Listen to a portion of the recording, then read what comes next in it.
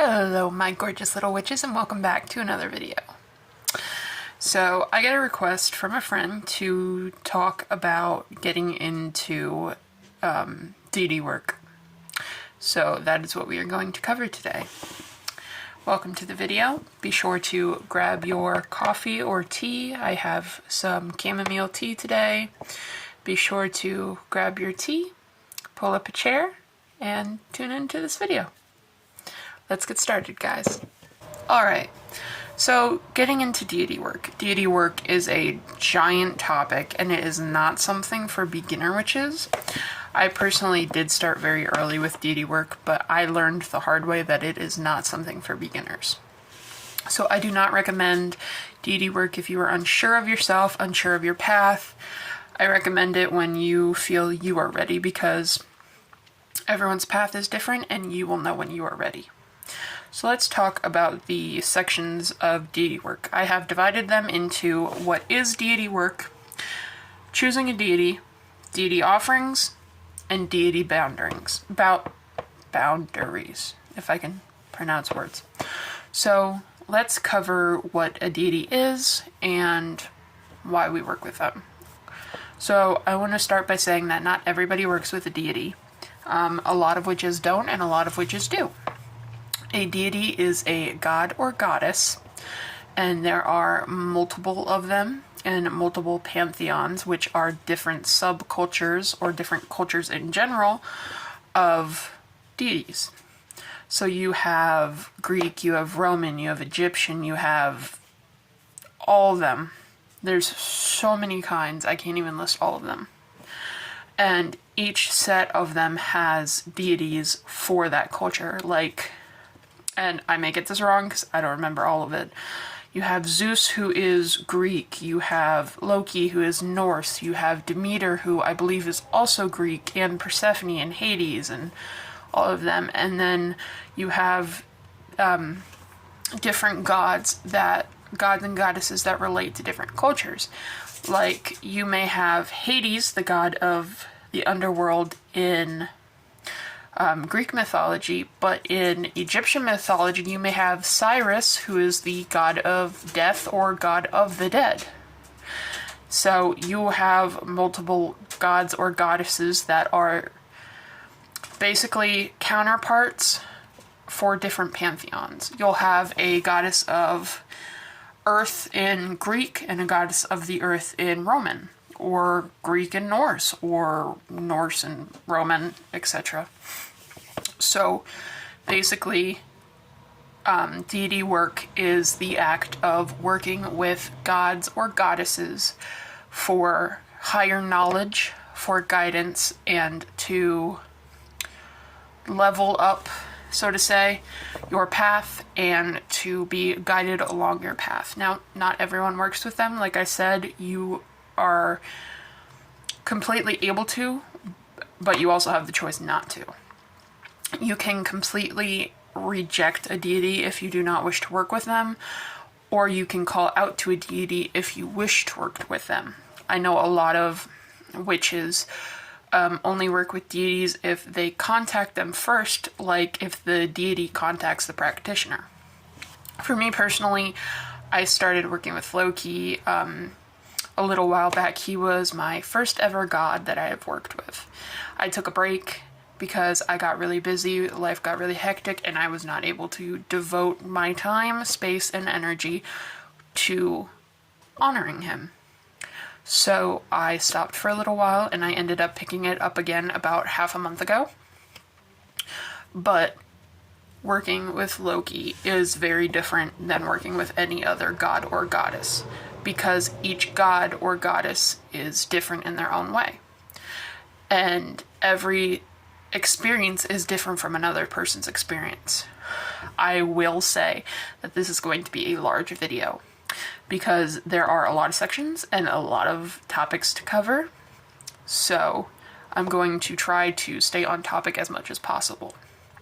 Now, with talking about how everything is different for each person, like I said, everyone's experience with a certain god or goddess is going to be different from another person's experience with them.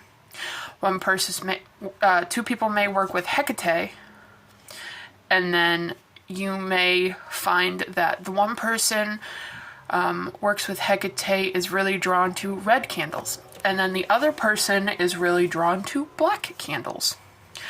And with the person with the red candles, Hecate may not want a black candle and would rather stay with the red. So for different practitioners, there are different experiences, different offerings, different workings for a goddess that someone else may also have.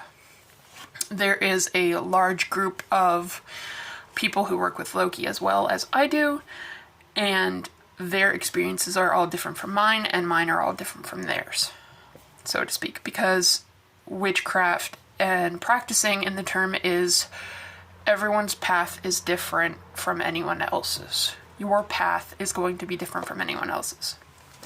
So let's get into choosing a deity. Now, if you feel you are ahead enough in your path, which you will know, you do not have to be practicing for a set number of years. You do not have to do a set number of spells to be prepared. If you are like, okay, I'm feeling ready, I want to work with the deity, let's do this, I highly suggest you research. Now, personally, I researched for a good couple of months, almost to a year, before I worked with any deity I have worked with, especially Loki. I highly, highly suggest you put together a book or a folder of all the information so that you can look over it when you do start working with them. You may note down oh, their color association that they like is blue. So you will, later down the road, maybe you want to pick up a candle and you don't remember what color association they like. So you can look at that folder or that book and go, hey, they like blue, let's pick up a blue candle. So I highly recommend you have a book, a folder, or even an online document just for all the information about the deity that you are trying or attempting to work with. Now, like I have said, you have every right to refuse to work with a deity.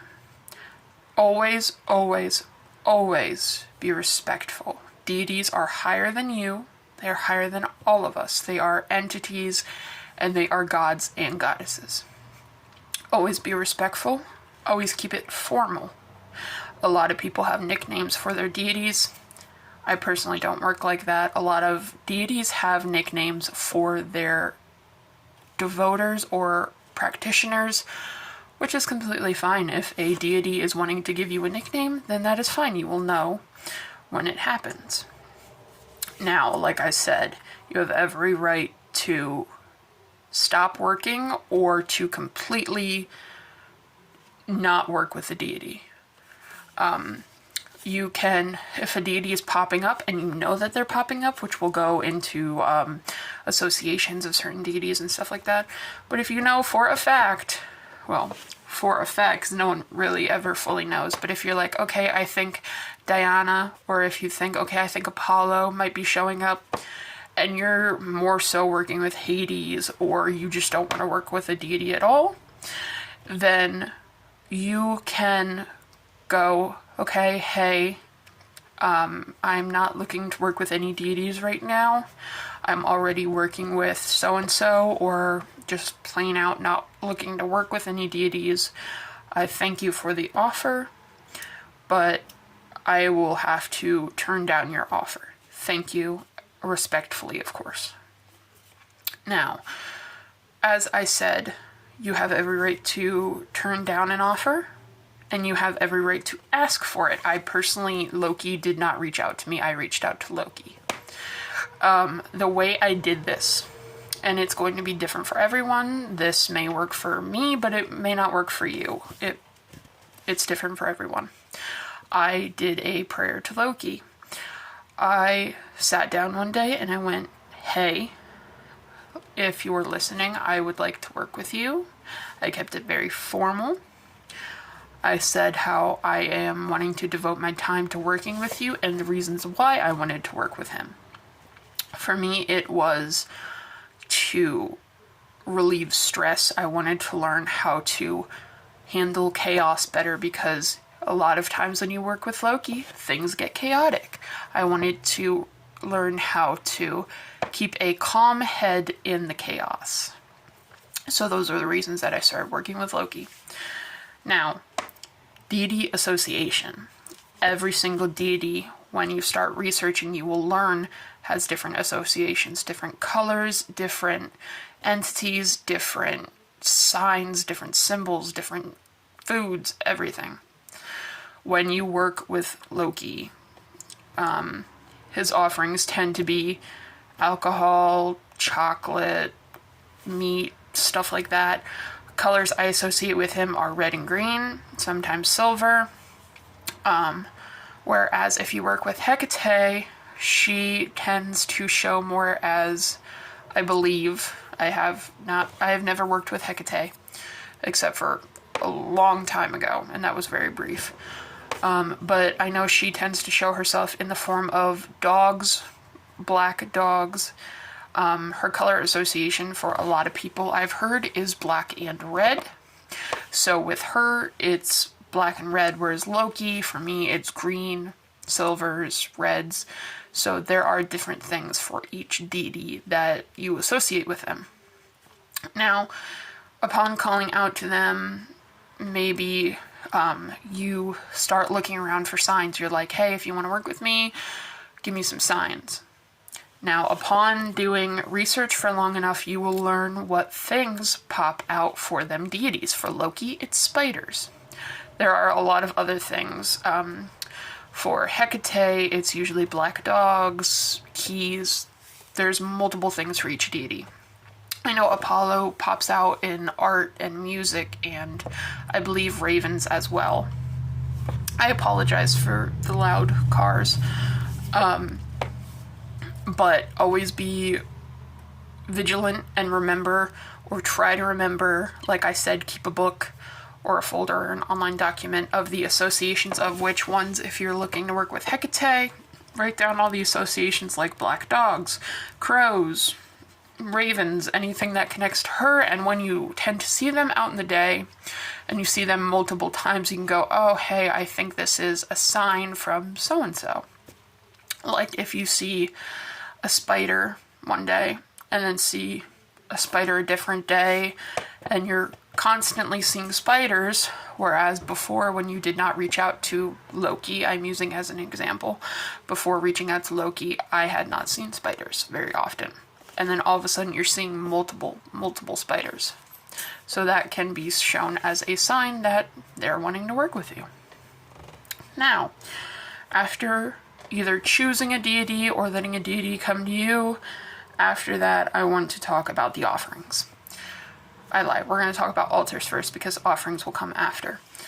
When you talk to a deity, my familiar is right here. When you talk to a deity, it most 9 out of 10 times will not be speaking. You will get a feeling or a thought or something that you go, hey, I don't feel like this is me. I feel like it more so translates to Loki, to Diana, to Apollo, and I feel like this is what they want. For me, I get a feeling. I'm like, whenever I pick something up, like if I drink some chamomile tea and I eat some Sour Patch Kids, and I'm like, as soon as I picked it up, I'm like, give some to Loki. So I'm like, okay. You'll get these subtle little hints that if you pay attention, you will realize 9 out of 10 times are the deities reaching out to you for these things.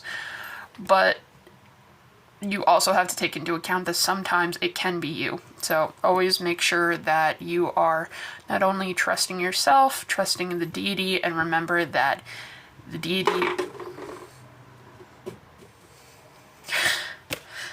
This is what happens when you have a familiar up on a table right beside of you. Remember that a deity will never wish harm upon you. A deity is a higher entity, and if anything is going across your boundaries and will not stop or will not listen, not to you, because of course they're higher and they should not have to listen to you, but when you go, I'm not okay with this, and they keep asking for this, like, I apologize for the pause. I was saying, if you have a crystal that is sacred to you, or a crystal that you do not like working with maybe, and you do not want to give it to that deity because you do not like it being in your space, it may give you bad vibes, you may feel sick around it, and they just constantly keep asking for it, then you have to realize that is not a deity.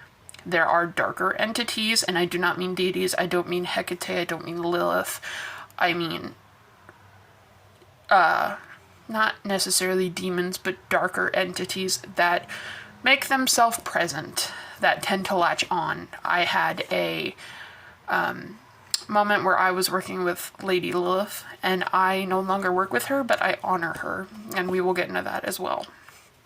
But I had a entity that was in my space that I had previously trapped in a bottle because it was harmful. I unknowingly found out that the bottle had fallen and the wax had a hole straight through it, which I in turn figured out let the entity out. I'm saying this because I am giving you an example of darker entities tend to take a role as a deity because they know that you will do stuff to please the deity, such as offerings. Now, I do not do blood magic. One of the types of magic that Lady Lilith works with is blood magic. I felt a heavy and strong feeling of doing blood magic, and I said no, and it just constantly kept feeling like that until I realized the bottle had broken. So I had to re-trap the entity and bury the bottle. So then that is me realizing that is, hey, that's not Lady Lilith. That is an entity. So anytime you realize that an entity is asking you to do something that you're not okay with, and they constantly keep asking you, have to realize that is not a deity. A deity will never go over your boundaries. You, when working with a deity, will always want to tell them your boundaries, like, hey, this is the kind of magic I'm okay with. I'm okay with doing energy work, with grounding work, but I'm not okay with blood work. I'm not okay with Satanism. I'm not okay with this or that. And make it known. Now, onto altars. A deity altar is just like a regular altar. It is going to be a space where you have a layout of things that relate to your deity. This can be a chalice for drinks as offerings to your deity, a dish for things for your deity. You can have candles, herbs, an altar cloth, basically anything that they feel they want. I know working with Loki a lot, he likes children's toys and plushies and teddy bears and stuff like that because that's just who he is. Whereas working with Hecate, she may like a cleaner, neater space. She may like a certain type of incense, or maybe she wants a crystal chalice instead of a wine glass like Loki might like. So really try to feel the energy of everything you're putting onto the altar. Make sure it is okay with them. Just when you have this thing and you're unsure of it, because 9 chances out of 10 when you leave an offering, you're going to be unsure of it. You know, like the Sour Patch Kids that I just left, if I didn't pick them up and immediately feel like I needed to give them to him, and if I had gone and gave them to him, they could have been rejected. But I know because right when I picked it up, I instantly got that thought to give it to him, that 9 chances out of 10 it won't be rejected. Now that I say that, my luck, it will. But anyways, when you are giving anything to a deity, because that space then becomes theirs, everything on that altar no longer is yours, it becomes theirs. Any money, any jewelry, I always put on an altar for a deity, becomes theirs. It gets packed away if I no longer work with them, or it gets left on the altar and does not get touched unless I am cleaning or am putting energy into it. So anytime you're trying to pick something for a deity, such as a chalice, such as an offering bowl or a candle, leave it on their altar for a few days. Depending on how you feel, you will know. And I mean that by if you put a black candle on their altar, but maybe they want a red one. Next time you're walking through the store, you may feel like you need a red candle. or if you put a dish on their altar and immediately you feel like you need to take it off, or after a few days you feel sick of looking at it, then you know that it's not supposed to be there. Or sometimes it gets drastic to the point where if you put something there and you ignore the feelings, it might break, it might fall, it might get moved. This is them telling you that they don't want it on the altar. Things like food, drinks, they're usually pretty good, but if it's something they don't want, usually most times it will either, the glass will break. Not always. I don't think, knock on wood, I don't think I've ever had a glass break. But it may spill, it may get moldy, it may turn the glass a certain color because that's them letting you know that they don't like it. I've had cups of tea just turn completely moldy on the top within like an hour because they don't like it. You really have to pay attention to what the deity, how they respond without speaking. But you will see the signs over time. And it's okay if you don't see it at first because they will make sure you do over time. Now, after you have an altar space set up, you can give offerings. One, I will say, I never give blood to a deity.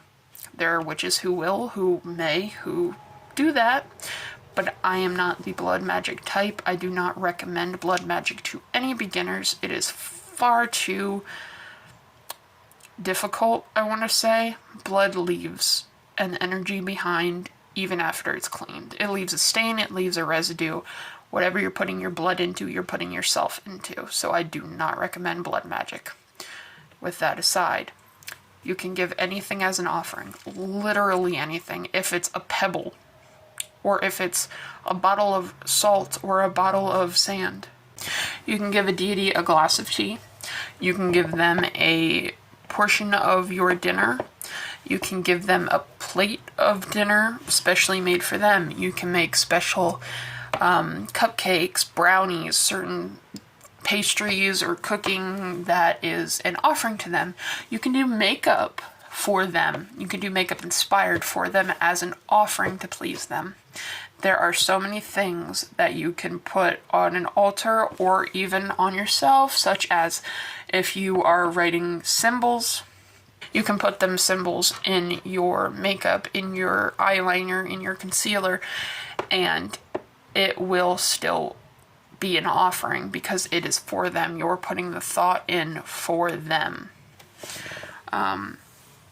So with that aside, I want to get into deity boundaries. Okay, now with offerings aside, let's get into deity boundaries. Most times when you work with a deity, they're going to take over your entire space. That is now their space. 2, you have to realize that when you bring something into your space, it becomes theirs as well. Just like if you're putting up an altar for them, their space becomes yours. You are constantly working with them in that space. You are going to want to set boundaries. Like, hey, can you please not go into maybe the bathroom, or set spaces that they can and cannot go. Now, if you are working with multiple deities, you can work with multiple deities. That is absolutely fine. You can work with deities from any pantheon. You can mix and match, as I say. You can work with an Egyptian deity and a Norse deity, a Greek deity and a Roman deity. And that is perfectly fine as long as you make sure that the deities are okay with it. If I were to work with Loki, and say I have been working with Loki for 7 years, which I haven't because I've only been a witch for 6, but say I would be. And then say Lady Lilith were to pop up again and she wanted to work with me. But Loki, as soon as I get this feeling of Lady Lilith, Loki starts popping up more. And he does not like it, right? He starts rejecting all of his offerings. He starts messing with your playlists. Your life becomes more chaotic because he is a god of chaos and of trickery. So he starts becoming more demanding because that other deity, Lady Lilith, is trying to pop up in my life. That is his way of saying, you're working with me, I don't want you to work with them. Now, if Demeter were to pop up, because I have worked with Loki and Demeter at the same time. If Loki were to be working with me and I work with him for 7 years, this is an example, and Demeter were to pop up again and I see her signs and Loki's are still popping up but not as bad, he's not rejecting his offerings, and you're doing things to ensure that he's still getting the attention, the devotion that he needs, and you feel that he is okay with it, then you are more than welcome to work with that other deity. In this example, it would be Demeter, as long as both deities know their boundaries that you have with them. Like, you can ask Loki not to mess with Demeter's altar, or you can ask Demeter not to mess with Loki's altar, or when you're doing tarot readings, I highly recommend, if you are wanting to speak to a deity, you either do tarot or pendulum readings. I will leave a link to the I believe it is the basic witchcraft topics for beginner video, because I speak more about it. But working with deities through tarot or pendulum work, you can use them to get answers. You can ask them like, hey Loki, can you come and tune into this reading for me and help me to get clearer answers? Or like, if you're trying to get an answer, you're like, okay Loki, what are you looking for right now? What are you trying to tell me? And you flip a card. Now, when you're working with a certain deity, you don't want the other deity popping in. So when you start working with that deity, you need to set that boundary that, okay, you can be here, I will work with you and I will give you my time, but I also have to give time to the other deity. I also have to give time with Loki if I'm working with Demeter as well. Now, if I'm going to do a tarot pulling for Loki, then I will probably do a prayer to ask him to come and be a part of it, but also say, hey Demeter, I'm going to be doing a reading with Loki. I would like the space for me and Loki right now, if you do not mind. I will leave an offering for you, or I will maybe do a reading a different time for you as a thank you for allowing me to use the space for just me and Loki for the time being. So it is giving respect to both deities, but also giving boundaries. With that aside, I think that is all I have to say. Be careful. I will say it again, be careful. Always double check that the deity is a deity and not something darker. Double check your signs, because a lot of times things that you want to be witchy and you want to be from a deity sometimes aren't. Like when it's just one spider, it's just a spider. But when you get a whole nest of spiders and you're like, oh, I haven't seen a spider in so many days, and then all of a sudden one pops up while you're showering or while you're sleeping, then you know that it might be a deity. So check your signs, stay respectful to your deities, treat them how you want to treat others, and treat them how you'd like to be treated. They are above us. They are gods and goddesses after all. If you guys have any questions, please leave them in the comments or feel free to DM me on Instagram. All of my links will be in the description of this video. I am so thankful to the person who reached out to me for this video. You gave me another topic to talk about, which I had not thought about. I previously did not think of doing this video because I am not too experienced in deity work, because we are all changing constantly. We are all learning new things. And deity work is a very complicated topic. So I'm very thankful that I was able to put my knowledge online into a video for this person to help them. If you guys have any other questions, or maybe you want to see a different topic, please leave them in the comments, or like I said, DM me on my Instagram, which will be in the link in my description. I will also leave the basic topics of witchcraft video in the description, so you can go check out some different offerings and some different methods of talking to them, the deities, through divination. I will also link the different types of divination video I have as well in the description, so you can check that out. And without further ado, I hope you all enjoy your day. I'm going to edit this video and hopefully get it out as soon as possible. Have a wonderful day, my beautiful little witches, and I will see you guys around for the next video. Bye, guys!